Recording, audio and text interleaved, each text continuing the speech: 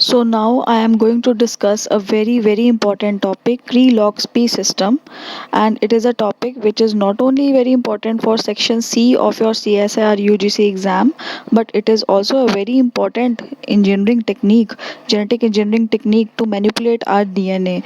We can create a lot of variations through this technique such as knockouts, knock-ins, inversions and many other applications of this system. Basically, we can achieve our gene target in our DNA recombinant technology through this system very easily and very accurately. So first of all, what is क्री? क्री है क्या? क्री एक ऐसा enzyme है जो site specific है, मतलब कि स्पेसिफिक डीएनए सीक्वेंस को रिकॉग्नाइज करता है, और दूसरा इट इज़ अ रिकॉम्बिनेज, और वो रिकम्बाइन भी कर सकता है, तो it is a site specific recombinase enzyme. So Cree, what it does, it recognizes LOX-P site. LOX-P site एक स्पेसिफिक साइट है डीएनए के ऊपर जिसको क्री रिकॉग्नाइज करता है, और LOX-P की सीक्वेंस हमने दी हुई है जो एडेनिन से स्टार्ट हो रही है और थाइमिन पे ख़त्म हो रही है. तो ये क्री और लॉक्स का जो कॉम्बिनेशन है कि क्री LOX-P को ही पहचान सकता है और इस साइट को ही पहचान सकता है, इसकी वजह से हम बहुत सारे जीन मैनिपुलेशंस कर सकते हैं अपनी डीएनए रिकॉम्बिनेंट टेक्नोलॉजी के अंदर. सो हम कुछ एग्जांपल्स देखते हैं कि कैसे. तो फर्स्ट एग्जांपल्स इज, आप देख रहे हो हमारा टारगेट है जीन एक्स और it is flanked by 2 LOX-P sites. So target क्या है हमारा? Gene X. तो LOX-P साइट्स देखो आप ट्रायंगल शेप में है, और ये जो वाइडर पोर्शन होता है ये इसका मतलब होता है एडेनिन, और जो आपको पॉइंटेड स्ट्रक्चर दिख रहा है ट्रायंगल का वो होता है थाइमिन. तो एडेनिन थाइमिन एडेनिन थाइमिन, और आप देख रहे हो कि इस जीन के आसपास जो LOX-P साइट्स है वो सेम डायरेक्शन में है. अगर हम इस तरीके के सिस्टम को क्री के साथ ट्रीट करेंगे, क्री रिकॉम्बिनेज के साथ ट्रीट करेंगे, जब हमारी LOX-P साइट्स एक ही डायरेक्शन में है, जीन एक्स बीच में है, तो क्री सिस्टम जो है वो इस जीन को डिलीट कर देगा.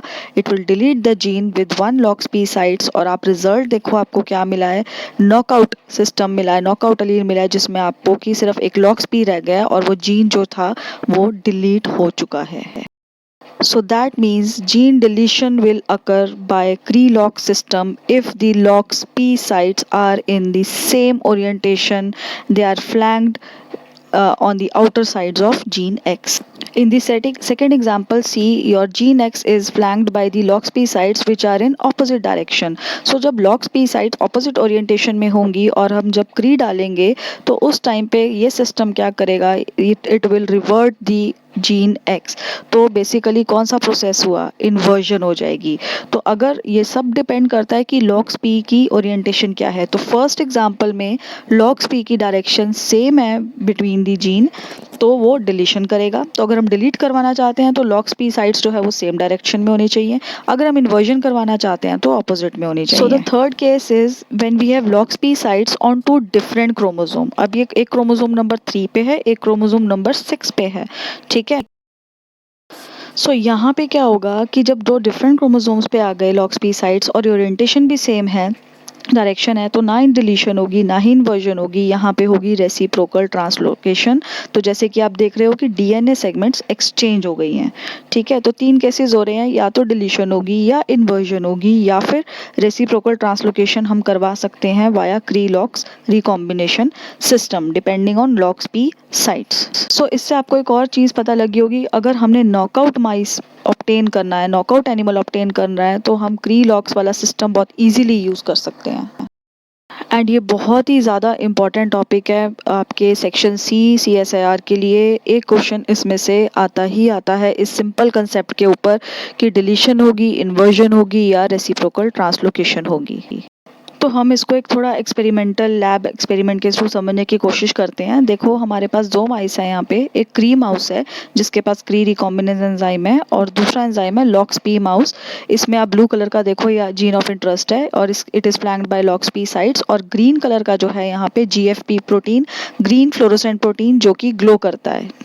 अगर हम इन 2 माउस को ब्रीड करते हैं तो हमें बहुत सारे माउस मिलेंगे लैब में, लेकिन इसमें से कुछ माउस ऐसे होंगे जो कि हम आइसोलेट कर सकते हैं। तो इसमें एक चीज़ लॉक्सपी जो माउस था उसमें हमने बोला कि जीन ऑफ इंटरेस्ट है और उसके साथ जो रिपोर्टर जीन लगा हुआ है जो वो जीएफपी है। तो अगर F1 जनरेशन में हमारे पास ऐसे माउस आएंगे जिनमें अगर एक्टिव क्री होगा तो लॉक्सपी के थ्रू वो हमारे जीन ऑफ इंटरेस्ट को डिलीट कर देगा और जीएफपी का एक्सप्रेशन हमें उन माइस में दिखेगा। तो ग्रीन कलर का जो एक्सप्रेशन है वो हमें उनमें दिखेगा जिनमें एक्टिव क्री होगा, और कुछ हमें माइस ऐसे मिलेंगे जिनके अंदर आप देखो कि एक्टिव क्री नहीं था, तो ब्लू वाला जो जीन ऑफ इंटरेस्ट था जो राइट साइड पे आपको दिख रहा है वो वहाँ पे रह गया, और उसकी वजह से अब वो तो एक्सप्रेस हो गया और जो जीएफपी है वो नहीं, रिपोर्टर जीन तब नहीं करेगा। तो रिपोर्टर जीन तभी एक्सप्रेस कर पा रहा है जब क्री ने जीन ऑफ इंटरेस्ट को डिलीट कर दिया लॉक्सपी के थ्रू। तो हम इस तरीके से उन सेल्स का पता लगा सकते हैं कि हम लीनिएज स्टडी कर सकते हैं इस रिपोर्टर जीन्स को टैग करके कि किस सीक्वेंस में किस चीज़ की रिक्वायरमेंट है जिसकी वजह से हम इनको ट्रेस कर सकते हैं कि कौन से सेल्स में जो है ग्लो आ रहा है, कौन से सेल्स में नहीं आ रहा, तो कौन से जीन की वजह से आ रहा है। तो इस तरीके से लॉक्सपी क्री सिस्टम जो है वो एक्सपेरिमेंटल अडेप्टेशन, एक्सपेरिमेंटल लेबॉर्ट्री के लिए बहुत ही इंपॉर्टेंट सिस्टम है, प्लस आपके एमसीक्यू पॉइंट ऑफ व्यू से भी।